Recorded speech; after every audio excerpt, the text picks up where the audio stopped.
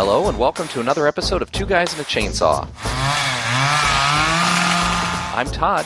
And I'm Craig. Today's horror film is the 1978 film Martin by George Romero. I think it's a movie that not a lot of people remember, but it might be one of his best. From an artistic standpoint anyway. He thinks it is. And a lot of people, a lot of critics might agree, even though it doesn't have the excitement and blood-soaked tendencies of his other zombie films. I had never seen this movie before. I had seen it on the video store shelves, had always been a little intrigued by it as a kid, but never intrigued enough to pick it up and watch it. And it's only been later when, you get to reading online about people and things about this little film Martin, and it just gets really good critical reviews. So Craig and I have had it on our list for a while to watch, and we decided to watch it this week. If I've ever heard of this movie, I don't remember hearing about it, and I had certainly never seen it. And so today, watching it for the first time was a whole new experience for me. And I literally, I found myself crunched for time and didn't have time to look anything up about it or anything. And so I was going in completely blind. I had no idea what it was about. So it was interesting. I don't know. Yeah, I've heard, I guess, the same thing that you have heard, that Romero counts this as his personal favorite of his films that he's made. And like you said, it got pretty good technical reviews. But I don't know. It's an interesting movie for sure. It's a little odd. I'll be interested to see what you thought of it because I don't know. I mean, I just thought.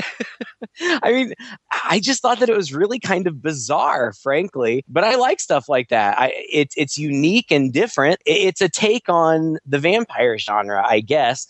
And after I watched it, I read some things, and something that I read was that Romero does here with vampires what he has done with zombies before, which is make a movie about realistic people in strange situations. But Romero kind of defined the genre, the zombie genre, really. And here was his take on the vampire genre, and it was very different and certainly interesting. Well, I would say that this movie is it's a character study, really. It's not an action-packed thriller. It is very much a drama that takes place about, and it's also ambiguous throughout. Is this guy actually a vampire? Right. So I think I really liken this movie tonally to another movie we've seen, and that was, I believe it was called Christmas Evil, which was very similar to this in that it was simply a character study of a serial killer. We got to see a little bit of his origins. We saw that he was disturbed, and we follow him around as he does his killings. But it's a little more complicated than that because he seems a little conflicted. We get into the mind of this person so much that we start to empathize and sympathize with them. And in a way that movie really, and that movie also came from around the same time period. This movie was in 1978, I believe, when it was released. However, you can see it listed as 1977. I believe it had some screenings then. And in 1976, I believe, is when he shot it, because that's actually the date that appears in the credits at the end. And after his Night of the Living Dead debacle, he would never forget to put that copyright logo at the end of the movies. But I think you have to be in the right mood to see this movie. You have to know what it is going in order to enjoy it the most. And if you know that it's a character study and you're in for some drama, you might approach it without those certain expectations that you're going to see another George Romero film that's more in line with everything else he's done. But I have to say I enjoyed this. I didn't feel that it was that different from a lot of other films that I've seen, in that its subject matter. It's slow. It's definitely slow moving, and again, it's way more interested in showing us the mind of this man named Martin. And he's a man, he's really a young man, almost a boy, it seems like. They're trying to portray him at times as an adolescent, or at least as a young man who hasn't really fully developed. He's going through that period of difficulty, the hormone sexual interest that he can't do anything about. It opens with a woman getting on a train. And there's a guy, and this is Martin, staring after her. Immediately, you feel that something sinister is going to be going on here. They're on a sleeper train. It's going at night, and the woman goes to her room to go to sleep. And meanwhile, Martin, we follow him around as he very deliberately goes through his stuff. He goes into a bathroom. He pulls out what's like a little toolbox of his that has a needle and some drugs and things in it, and is loading this needle up with something in the bathroom. And this is shot much like the rest of the movie is shot. It's very artsy. You get lots of close-ups of the needle and of the drugs. It's really... I'd say the whole movie feels a little claustrophobic in a way because Romero seems to favor close-ups and medium shots way more than wide shots. And we skip a lot of establishing shots. In most films, you have like a wide shot that starts off the scene, or at least comes in at some point, that just shows you where you are. Typically, then it moves into a medium shot to show you the characters, and then into close-ups when it's important. Oftentimes in movies nowadays, the way the language works is we see close-ups when things are important. And in this movie, I'd say about 50% of the shots are close-ups. Which gives it that artsy feel. But also, I think, is quite frankly just Romero working with a budget. He didn't have a lot of scenery to chew. And so that's kind of, I think, working within those limitations has given us a more artistic-looking film. But I'm digressing here. He basically goes into her berth by picking the lock in the door. He even has a set of lock picks. So this guy has done this before. He's planned this out. Yep. And it's interesting, as he opens the door, or appears to open the door, we get this black and white, what we later learn is flashback footage. It's in his mind what he kind of sees is going to happen. At least that's what it appears to be at first. That when he opens the door, there's going to be this beautiful woman who turns towards him and smiles, and almost in a seductive way. But when he actually opens the door and comes in, it's empty. He just sees a mess in there. And then we get a different angle, and we see the woman coming out of her little bathroom area, and she's absolutely not dressed up as he imagined, but she has kind of like a face mask on, her hair tied up, and is clearly just in a robe getting ready for bed like normal. Then what follows, I think, is a pretty long and in many ways uncomfortable, brutal scene here. The fact that it all takes place in this very claustrophobic area, I think, just adds to the shock value, but also just the ickiness of the movie. It sets a tone of ickiness for the movie, don't you think?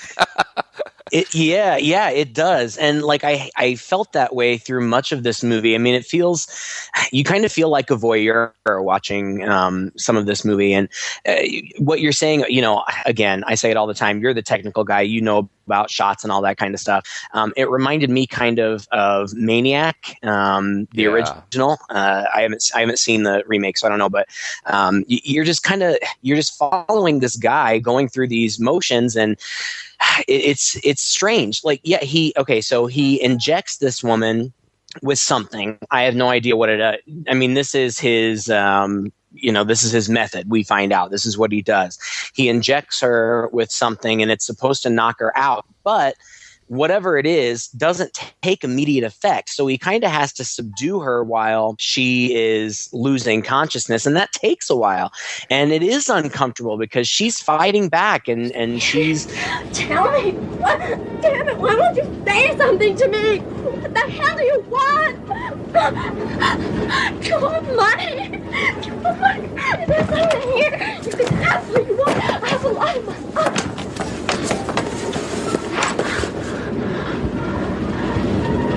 That shot me. It's all right.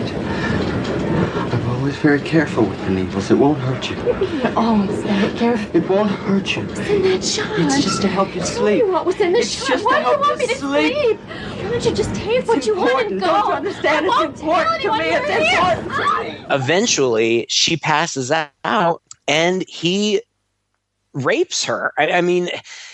Yeah, I don't know. We've talked about this before. Sexual violence in any movie, horror or otherwise, just makes me very uncomfortable. It's such an uncomfortable thing, and we don't see anything too graphic or too violent, but after she is unconscious, he strips her naked, and he is naked, and it almost looks as though he's trying to create something that's intimate, that's soft and kind. Like he's touching her gently, and he's moving her limbs around to caress him and to hug him and stuff. But again, I mean, just the idea that he's doing that is uncomfortable.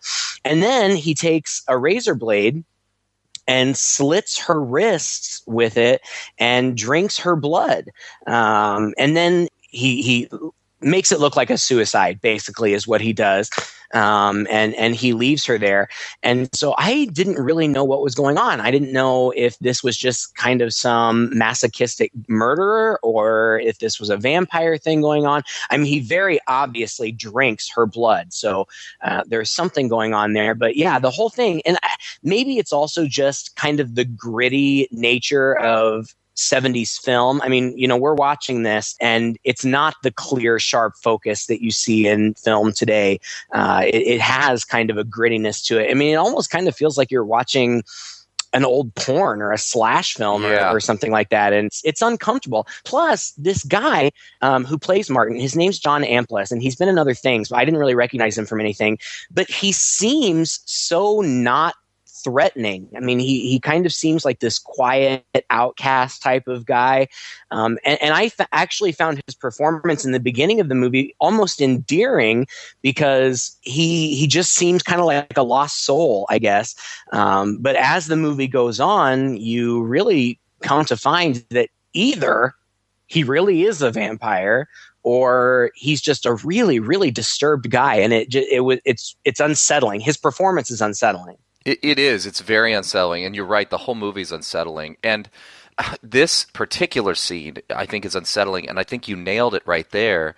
Because even as Martin is trying to make something more out of this, something sensual, the filmmaker Romero is shooting this like a love scene. We get, like in shadow, he's leaning in to kiss her, and she's kind of laid out there. It is absolutely how a sensual love scene would be shot, except for the fact that she's not moving, and her eyes are just stone cold open through it, even with whatever sleep stuff he's given her. It's horrifying. And you're right. I think the 70s-ish nature of the film has something to do with it. The film stock is a little gritty. This was a very low-budget film. You can tell that the lights and the lighting isn't the greatest. And also, the style of the filmography, it just goes all over the place. At times, it's like a steady cam, very smoothly working. At times, the camera's on a tripod and we're just getting kind of a static shot. At other times, it's an unsteady, like, point of view kind of shots, and then close-ups. It moves through all of these so quickly and so fluidly. And actually, fluidly isn't the right word. The fact that it doesn't move through all of these things so fluidly. There isn't a common language, I think, for the cinematography for this movie. And it's jarring. It's jarring the whole time through. It almost makes it feel like an amateur movie, something that, if you had a video camera in today's age, people would run out and shoot, and this is the kind of film they would get. It just goes all over the place. But I have to say, it doesn't feel like a movie made by amateurs. I mean, the movie's got a point. It's pretty well written. It's pretty well acted, but it's just gritty. It's gritty, and it feels homemade in a way. And I guess, like you said, it's a little voyeuristic. Maybe that adds to the feel. I wouldn't go so far as saying it has a documentary feel, but this is the kind of cinematic language that you see in documentaries. It just bounces between all of these. So well, and I had read that. Well, first of all, I guess Romero was really successful with Night of the Living Dead. And then the next two movies that he did had totally flopped and had lost money. He was not in a good place financially, and he had to kind of seek out help to get this movie made. And this movie really didn't make any money either. It wasn't until he did Dawn of the Dead that he started making money again. And I guess he was kind of in debt to some people, and someone had suggested that he declare bankruptcy to kind of get rid of his debts. And he wouldn't do that because he didn't feel like that was the right thing to do, leave all these people who had been supportive of him hanging. And so he didn't. And when Dawn of the Dead did well, he paid those people back. Kind of a non sequitur. What I was trying to get to was initially when he had planned this movie, he had written the script about a vampire, an elderly, aged vampire who was trying to work and live in modern society.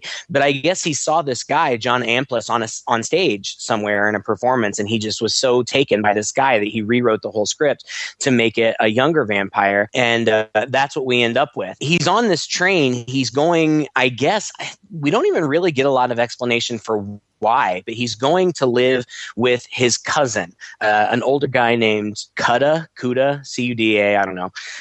He looks like Colonel Sanders, but he's going to live with this guy. And so when he gets off the train, this guy meets him, and the guy's kind of stoic, and he takes him back to his house. And as soon as they get in the house, the guy turns to him and says, Nosferatu, vampire. First, I will save your soul. Then I will destroy you. I will show you your room. It's so weird. And he has these flashbacks throughout the course of the movie that you've already mentioned. And they're in black and white. And I thought the flashbacks were beautiful. They were maybe my favorite part of the movie. But it flashes back, and it seems like at some point in his life, this guy has experienced an exorcism. And even in modern day, in Cuda's house, there are crosses hanging all over the walls. There's garlic hung up on doors. But we see right away that none of these traditional things that usually deter vampires or affect vampires affect this guy. And I love the ambiguity of it. I mean, I was left at the end of the movie not knowing. I didn't know if this guy really was a vampire or if he was just some crazy guy. He can go out in the daylight. He says at some point that sometime the daylight starts to hurt his eyes, like when he's craving blood and he gets the tingles. That's what he calls it. Sometimes the sunlight affects his eyes. But he's not affected by crosses. He's not affected by garlic. And when we see these flashbacks of him or his cousin or whomever it was trying to perform an exorcism on him, he just keeps saying things like, there is no magic. There's no such thing of magic. He even says that to Cuda, and he grabs a hunk of garlic and takes a bite out of it. He touches the cross to his face, and he says it isn't magic. So I don't know. I mean, it's a really interesting take on it. And frankly, I'm still left wondering. I don't know. Okay, so Cuda, the uncle or cousin, has a granddaughter who's also living in the house, and her name is Christina, played by Christine Forrest, who I believe was married to Romero either at this time or at some point. The cousin, Cuda, tells her, this kid is a vampire. He was born in the old country in 1892. There were 9 cursed people in our family. Only 3 of them are still alive, and he's one of them. And then Christina doesn't believe any of this, but even she talks to Martin, and she says, how old are you? And he says, I'm 84. And they make reference to this, the family curse or the family shame. You know, there's this groundwork laid out where, okay, potentially he could be a vampire. And the flashbacks all look like olden times, like I don't know when, but it doesn't look like modern day. People are carrying around candelabras, and they're dressed in a different fashion than contemporary fashion. So I think that the suggestion is maybe he's not a vampire in the traditional sense. And he says this over and over throughout the movie too. He says it's not like the movies. The movies get it all wrong. So maybe, our modern day sensibility of what a vampire is, maybe he's not that. But the impression that I got was that he is actually in some form a vampire. I really like that ambiguity because even at the end, I was left wondering. I didn't know.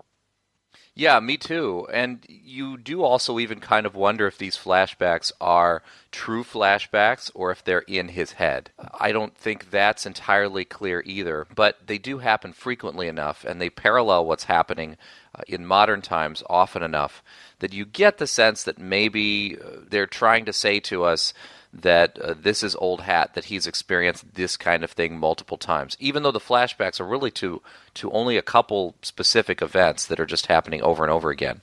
Just the fact that they're not multiple events, that are happening in the past that we get these flashbacks to, they don't really deviate from, what is it, kind of a woman in a castle or mansion. Then afterwards, he clearly has had sex with her and then has bitten her, and then he's being chased by a mob of people. And then what could or may not happen in sequence with this is an exorcism. It's like those three scenes that are shown over and over again. Right. And I think because it was simply the same three scenes, I even wondered if maybe some of this wasn't just in his head as well. Part of it was his personal fantasy. The granddaughter doesn't believe this. She thinks it's ridiculous. But Kuda is so obsessive about this that you could imagine that a person who maybe grew up in this family and had this family lore and was obsessive about it as he is could plant that idea in your head and would make you crazy. And that was, a direction I thought maybe this could be interpreted as well, because Kuda is dead serious about this. But Martin himself, it's a little thread that they have early on in the movie and then just sort of gets dropped. He's kind of interested in magic. He has a magic book, and I mean just like doing parlor tricks kind of magic. Right, he's got sleight of hand kind of stuff, right? Yeah, he's got a magic book on the train that he's reading. I mean, he brings it to the house. He's reading it up in his room in the house. And even when he sits down for the first time to have, it's either breakfast or lunch or dinner with Kuda and the granddaughter, Christina, he does a little trick for them, and she's kind of delighted by it. And that's another one of those moments, as you said, where he emphasizes there is no real magic. There is no real magic. Mm-hmm. And so it can be interpreted as a way for him to come to terms with that. He's trying to understand his condition, his situation. He's explored the possibility of real magic. And anyone who's going to do that is going to first go to magicians, and then they're going to learn the tricks, and they're going to realize it is all a trick. I mean, it's a really complex character. It's neat, just the little details like that Romero has written into this script that makes this a pretty deep film, I think. It makes him a very well-rounded character and makes him interesting from the get-go. I mean, everything we've described is really just the first 15 minutes of a pretty slow-moving movie. We're introduced to a cousin, Arthur, who comes and goes. He's played by Tom Savini. You can recognize him immediately. Tom Savini's never really been the best actor, but he does pop in every now and then to these movies where he's done the effects work for, or is associated with Romero and has been for a while. We get lots of close-ups of toys and things where Martin is playing with some toys, and again, there are just so many close-ups in this movie. You want to imbue every little thing with significance. You want to think that everything Romero is showing us, he's showing us for a purpose. I even saw these close-ups of him playing with toys, thinking that this kid is kind of a child at heart, or at least is kind of regressing to that, and which puts, to me anyway, even though he was played by what is clearly a guy at least in his 20s, I got the sense that Martin at heart was an adolescent. And part of that has to do with... Yeah, right? And a lot of that also has to do with his lack of sexual development. His MO is to drug women and then have sex with them. And we start to get these narratives that come and go throughout the movie. And again, in a really clever way, it's really disjointing and confusing. He's in the narratives, Martin is clearly talking to somebody. And you don't know initially who it is he's talking to until later on, probably about midway through during the narratives, you see him on the phone and you realize, because he asks for a phone in his room. And it's to call a radio station. He's so looking for somebody to talk to that the only one he can speak to it's not even Christina. It got to be outside of his family. He's got no friends. It's one of these anonymous radio talk show hosts. And so we get the idea that throughout this movie he has become a regular on call-in listener on this radio host, and this host has enjoyed chatting with what he's calling the Count. Gets crazy sometimes. And sometimes I think they're really going to catch me and hurt me or even kill me. Yeah, I've seen that in the movies. People trying to stop your kind. I'm pretty careful about not getting caught now. I've learned a lot of things. I have good tools, and I have the needles. Needles? It was really hard before the needles. What kind of needles? Count? Doesn't take him seriously, of course, also feels like he's speaking to a crazy person, but that is his sort of therapy, and it also serves as a nice little device to bring Martin's point of view into the movie from time to time. We do kind of want to know what Martin's thinking, and it's really skillful the way that Romero brings this in and brings it out. I had read that he actually had the whole movie narrated, but it turned out that the narrative was just strong enough that he cut most of that out. But it was nice that he left a little bit of it in because it does provide us a little more insight into his character at the times when we need it the most. And the insight that I got throughout it was this guy is like an adolescent. He's totally confused with the world. He doesn't know how to relate to women. He's scared of them.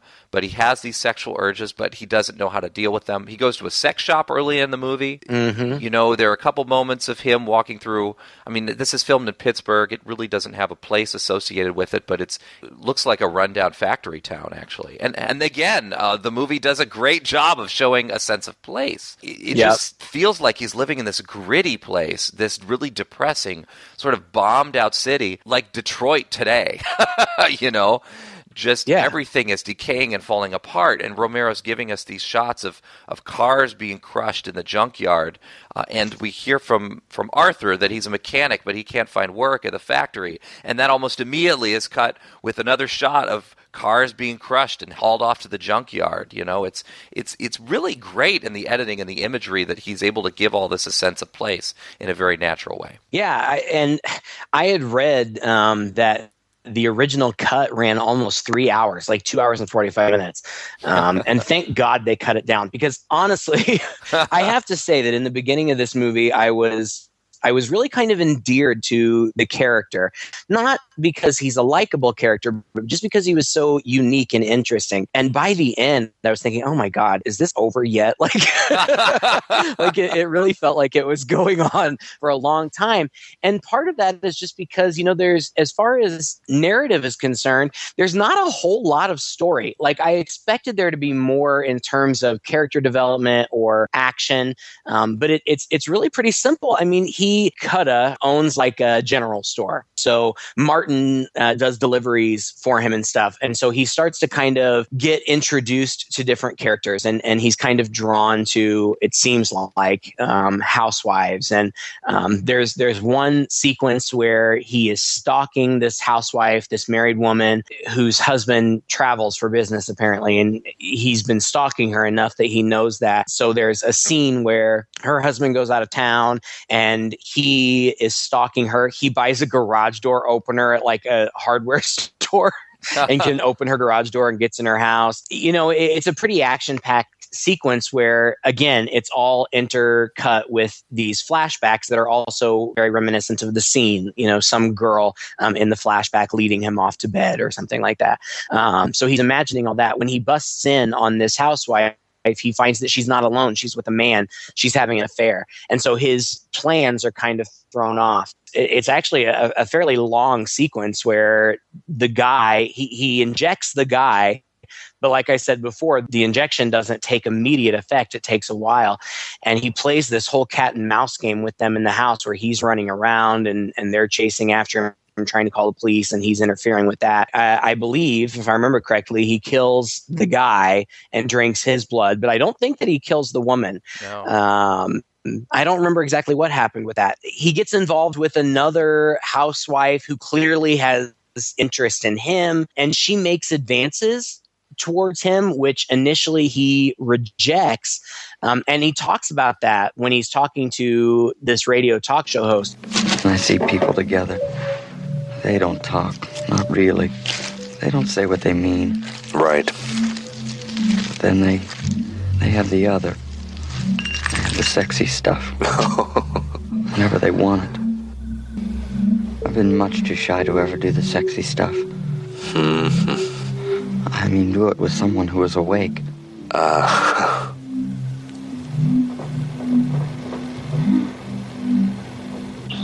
Someday maybe I'll get to do it. Awake, without the blood part. Just do it with somebody. And then be together. And talk all night. Eventually he starts an affair with this woman. He actually does get, personally intimate with this woman. But, it's just that. I mean, the whole middle of the movie is just, I don't know. I don't even want to say character development, because it doesn't even really seem like character development. It's almost just kind of getting into the mind of this guy. I kind of wish that it had gone somewhere more. Like I mean, I guess to be fair, yes, he starts to be able to have an individual, intimate relationship with somebody, and that's different. That's new. But beyond that, it's really just about him dealing with his impulses. And based on what we see in the movie, it just seems like he needs to feed every so often. And when he needs to do that, he stalks somebody for a while. He does his thing. He eats. Towards the end of the movie, he starts talking about how it's getting more difficult for him, that he's having these urges, but he's not satisfying them. And so he's getting a little bit more sloppy.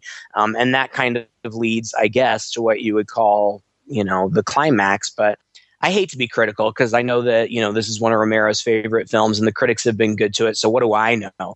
But if anything, I wish there had maybe been a little bit more development of the character. I would have liked to have seen a journey. I would have liked to have seen the character go somewhere, as opposed to what we got, which was fine. But I was kind of, like I said, by the end, I was like, all right, let's wrap it up.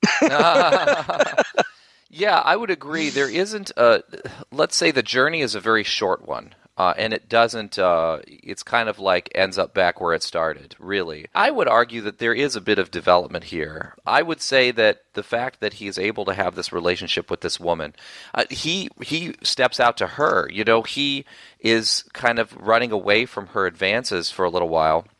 But then at some point, when he comes over, she says, "How about a little painting tomorrow?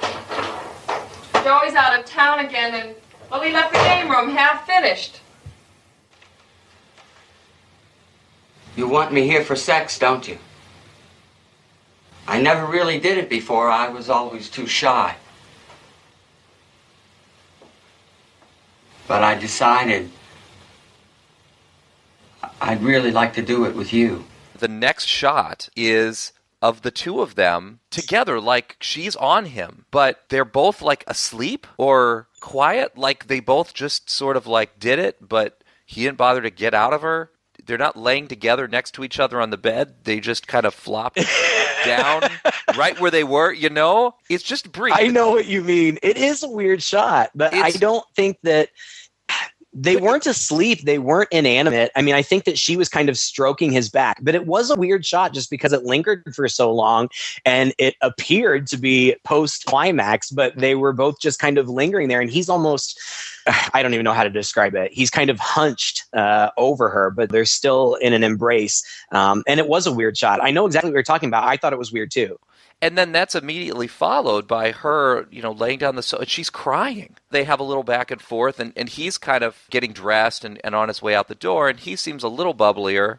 But he asks her, did I do something wrong? And, why are you crying? And she does a pretty good job with this, and I think this is well written. Again, it's a little ambiguous, but then he says, I should have used one of those things. Are you worried that we're going to have kids? And she said, no, I can't have kids. And I think it's meant to imply that that is part of her sadness. Yeah. But it's just really kind of sad. It's like even when he gets this moment with a live, awake woman that he doesn't kill, afterwards, it just seemed like an empty act, like between two damaged people. And so he reaches out and he does this. So there's like a little character development there, but it's like it doesn't get him anywhere. You know what I mean? It doesn't ultimately, this relationship is not going to fulfill the deepest desires of his heart, right? It's just another damaged person. Yep. I would say it's like a guy who's on a treadmill, right? As a vampire would probably be on a treadmill, living the same life just day to day to day and never being able to escape it, never getting any older. He's constantly reaching out, and we see him reaching out, and he's trying to move forward, but he just can't. It just isn't working for him. And so he doesn't end up going anywhere. But I think seeing him reach out was the interesting part to me. Seeing some development happen, but then he's beaten down and disappointed again. It's depressing. It's really depressing. But I think in a way, it may be one of the more accurate vampire tries to live in modern day society movies that I've seen. If you kind of imagine what this life is like, this has to be kind of what it's probably like most of the time. Really sad, really depressing. You're not going anywhere. Any attempt you make at a relationship is going to end one way or another. And the only people that you're really going to be able to get close to are also damaged goods. And in a way, that's how people, I don't know, as a man who's been through adolescence, I think we all kind of go through a phase like this where we feel this way. Whether we should feel this way or not, I think it's just hormones in the process of growing up that we question everything. And, we are exploring relationships and everything's kind of a big drama. But for this guy, the drama is real. Yeah, in a way, I felt like it was a portrait of adolescence, too. And that made it interesting. But did it make it a fast-moving, exciting movie? No. No. And, at the end, he kind of talks about that more, and he talks about on the radio, of course, which, by the way, I also thought was really kind of a strange... I can imagine something like that happening. I mean, this guy is calling into this radio show, and he's telling this radio host that he's drugging women and raping them and killing people. And I guess on some kind of sick level, it makes sense that the radio show would want to exploit that because, they're getting lots of calls. People are interested. At the same time, I kept thinking, God, wouldn't anybody take this seriously? Wouldn't anybody be concerned that this guy was really doing this stuff? And we never really get that. In fact, at the end, spoiler alert, he dies at the end. At the very end, over the credits, we hear all these people calling in. Yeah, that's him. I like him. I wonder where the count is. I know he's out there somewhere. He's called weird guy that used to call. All right, the count. Yes, the count. We all want to know what happened to the count. What do you think? I got a little back home with my friend. Barry. Yeah, you out there? What happened to the count? The count. What happened to the count? The question is, what happened to the count? Again, we said it over and over again. It's unsettling. It's unsettling to think that I can imagine that happening even in 2017. Now, of course, in 2017, everybody's wiretapped and you can, trace anybody's phone and all that stuff. And so that dynamic is not there. But it was a little bit disturbing. And again, here's another person he's reaching out to who's not really going to be able to help him. He's talking to himself, and this guy is as much laughing at him. He's laughing at him, but not so much as to turn him off so that he'll stop calling. Just like a radio host would do, right? Yeah, that I agree with you. That is one of the holes in this plot. Is that it's pretty hard to believe that he's actually going to be able to get away with these murders in the neighborhood and be calling into this radio show and admitting to all of them at the same time. Another really clunky part of the plot, I think, and it's probably what was cut out of that 2-hour and 45-minute version, is more of the development of Christina and her frustrations and Arthur. It just kind of shoehorns in this brief meeting between Kuda and Arthur at the bar, where Arthur's talking about how he's a mechanic and his life here sucks and this town is dead. And Kuda's, saying we need young people like you in the town, but if you don't want to be here, get out. We don't need you. And again, it's sad because it kind of throwing in what really didn't need to be thrown in. We got this idea about the town and stuff, but Arthur's going to leave, and then Christina confronts Kuda in the next scene and says that she's leaving too, and she's leaving with Arthur. And they just take off. So they're both frustrated and upset. Maybe she's mad at the uncle too. She thinks he's a little loony. But I guess the general sense is that there's nothing more in this town for them. And so they're going. And so they just go. And everything's pretty abrupt. Again, the movie has a very disjointed feel. It jumps so quickly through the time. It's a little unclear sometimes what's happening and why it's happening. Is it happening because of the previous scene, because these two scenes are in sequence, or are we seeing something 2 weeks later, that's going on? Either part of that's intentional, choice on Romero's part to keep you on edge and keep you disoriented, or it might just be the fact that he had to cut his own movie so much. But yeah, and really the first truly violent death scene that we see, and I'm not saying that the other ones aren't violent, but the first one where he's not so cowardly about it, he's got something in his hand and he's beating somebody with it, is he just goes and beats on some bums. with the big lead pipe. He's, I guess, being pursued, or at least he feels like he's being pursued. He breaks into a store for a change of clothes, and that, sets off the alarms in the store, and so the cops show up, and there's this chase scene where he gets chased to a gang hideout, and the cops are there, and so the gang starts a shootout with the cops, and this is all intercut with the mob scene from his flashbacks. So I guess this is the point where you realize, okay, the movie's going to wrap up soon because we're getting some action and we're seeing the tail end of the prototypical vampire or monster story where the mob starts to come after them. But again, it's just him being sloppy. Why did he have to break into the store to get a change of clothes? And this guy's a pretty careful dude. I just felt like he was just coming unhinged at this point, and maybe that's what he was trying to say. It's even intercut with some slaughterhouse footage of a chicken getting cut up, which was weird. That didn't seem to relate directly to what was happening, and it just gets even more disjointed as the film goes on toward the climax. Yeah, I found that whole scene odd as well. You're right. I think that the point is just that he's becoming unhinged. And he even says that, when he's talking to the radio guy, he says, I guess I shouldn't have friends. No. I was getting pretty mixed up. No, that's right. You shouldn't get involved. It's dangerous, right? Right. You forget. You make mistakes. Live for yourself. Whatever it takes, right? Get through the night, right, Count? Are you making fun of me? I'm with you, Count, huh? I mean, you're absolutely right. You're all right, my man. Well, I don't know what I'm going to do.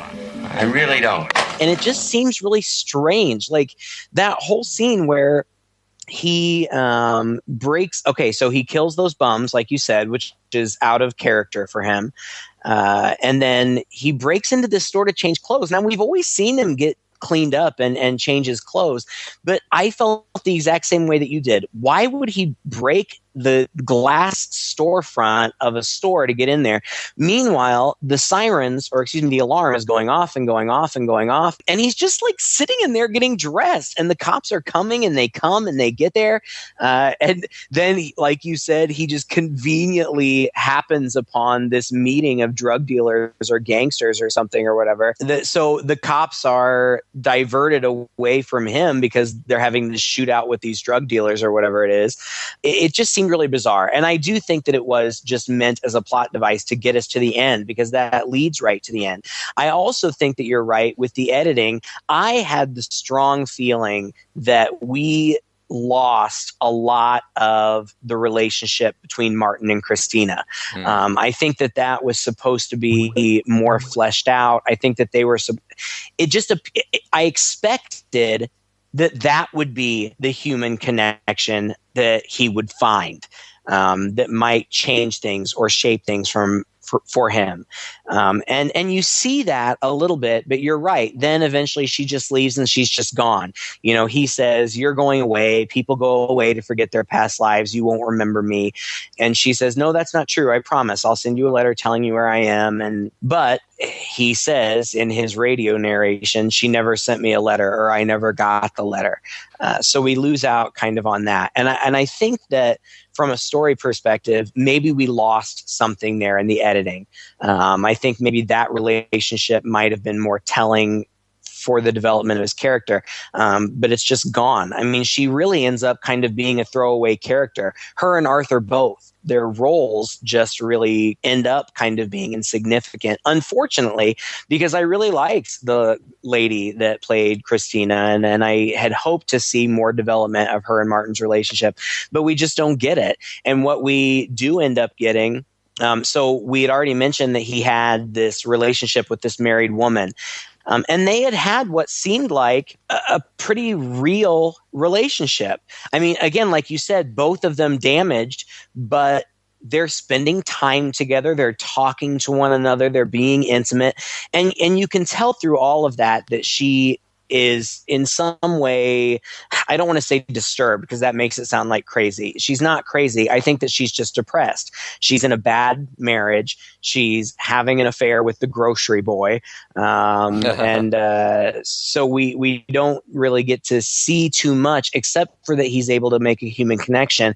But eventually he goes back to her house to meet with her, and he finds her dead in the bathtub. And that was a really kind of disturbing image too. I mean, she's probably about 3/4 submerged in the bathtub. She slit her wrist. There's blood everywhere. It looks like maybe she's drank or taken some pills or something, and her eyes are wide open.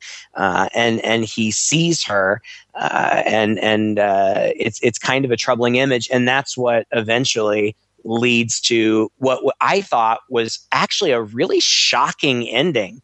Not to say that I didn't necessarily see it coming, but it came so quickly and so abruptly that I was really taken aback. Yeah, it's so abrupt, particularly because the next couple scenes is of him walking down the street in a parade.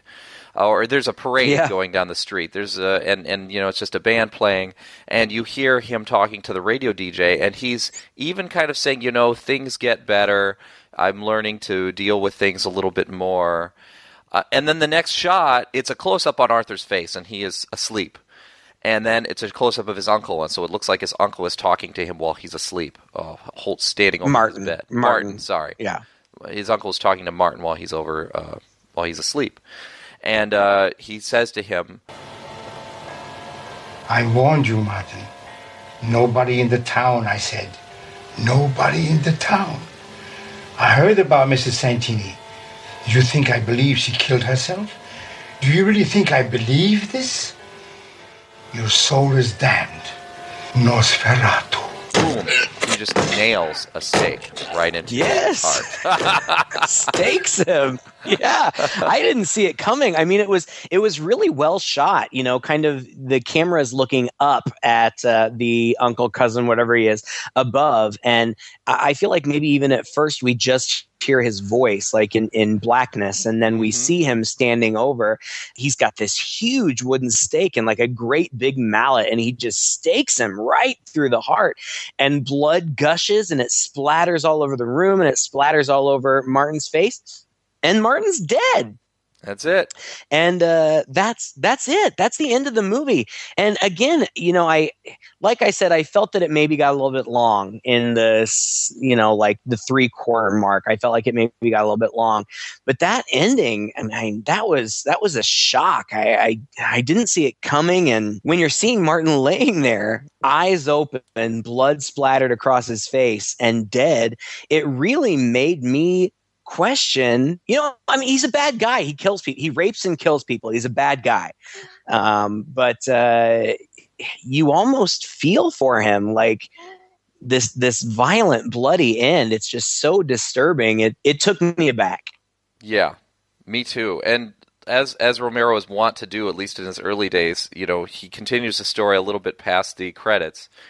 And the credit sequence is going, and we're hearing the radio host speaking, saying, well, you know, I wonder what happened to Martin, or I wonder what happened to our vampire, our count. At the same time, the camera's zooming into this patch in the yard where clearly Cuda has buried him in the corner of the garden, and he's seeding that part of the garden as the credits roll, and finally it goes out. It's really a very, very abrupt ending, as you said, and I agree with you. I felt for him at that moment. I mean, it's tragic in a way because he was a tragic character, and yes, like you said, he was a bad guy, but he didn't want to be a bad guy. You felt like this was his life, that he had no choice, and so yeah, to go out like that with no bang. Right. It's really pretty sad. And so, you know, the movie, again, like you said, his character doesn't really go anywhere. It's definitely a character study of this guy. And then turns out he's not even important. He's going to die, and he's going to get buried in a lawn, and grass will grow over him, and that's it. He's fertilizer is all. And it is just it's a sad thing. It's bleak. It's a very bleak film. And, it is. And that's what Romero does really well, right? The end of the original Night of the Living Dead is terribly bleak, and it's also pretty abrupt, quite frankly. I liked it, though. And like, you brought up Maniac before. This tonally is probably closer to Maniac than it is to Christmas Evil, but they all have really interesting characters that you feel degrees of sympathy for, but are sort of forced to live out their terribly depressing lives until they come to their ultimate conclusion, which just really isn't anything special. Right. Yeah, I don't know. I mean, this one's a tricky one for me because I don't know that I can necessarily say that I liked it. I appreciated it. I especially appreciated it in the first half because I felt like the actors did a good job of getting me invested in their characters. And it was different. We've seen a million vampire movies, and I like vampire movies, but this was different. It was kind of a different spin on things, and it really kind of tied vampirism in general to kind of adolescence, being different, being awkward, not being able to function in the way that you or society deems as normal or accepted. And I appreciated that. In a sense, it reminded me a little bit, I guess, of Ginger Snaps, which, by the way, we have to watch and soon. Oh, yeah. But, just kind of using vampirism more as a metaphor for social awkwardness or maybe even mental health struggles. Yeah, I was just going to say that. In a way that I hadn't. Yeah, in a way that I hadn't seen before, and I appreciate it on that level. I don't know if I'd ever watch this movie again. I don't know if it held my interest or was entertaining enough for me to actually sit down and watch it again. But I'm glad to have seen it. It was interesting, and I would recommend it to anybody who is a horror fan, or especially if you're a Romero fan, because he really, really got into the whole zombie thing, and he's good at it. But this is it's something different, and it's interesting. I think it shows Romero at his best, quite honestly. He is a skilled filmmaker, and you wouldn't know it from some of the movies. Some movies he made because he had to, or on the cheap, or he had interference or things. But this guy's an artist, and this is the kind of movie you have to see to know that for sure. There's a lot of care, a lot of time, a lot of thought that's clearly gone into every shot and every edit in this movie. And the characters, except for the clunky parts that we really believe are just, forced edits, you can tell that he really cares about this Martin character. He's made him very well-rounded. He's made him complex, and he's managed to make him very sympathetic. If he hadn't done that, this would be just a dumb movie, quite honestly. Yep. But he did. And I think you're right. I think that you can see some commentary here also on mental illness and on a society that is ill-equipped to deal with and give that person what they need. Mm-hmm. Yeah, I don't know. Maybe I'm reading too much into it, but Martin and Christina even have a conversation at one point where she says, you probably need help. First of all, she says several times throughout the course of the movie, I know that mental illness runs in our family, but she suggests that it's actually the uncle and those other religious fanatics that are the ones who are mentally ill, and that perhaps they have damaged Martin to the point where he is now. So I don't think that was unintentional. No, I do think that it was some commentary. And it's entirely possible that's the case. I mean, we've talked about how ambiguous this is. You really don't know, and that could be the fact, which makes him an even more tragic character, because you get the sense that, at the end of the day, even though everyone has to take responsibility for their actions, the way he is not his fault. Right, one way or another. Well, thank you again for listening to another episode. If you enjoyed this, please share it with a friend. You can find us on iTunes and on Stitcher. You can also find us on our Facebook page. Please like us there, share us there as well. Let us know your thoughts about this movie and any other films you'd like us to review in the future. Until that time, I'm Todd. And I'm Craig. With Two Guys and a Chainsaw.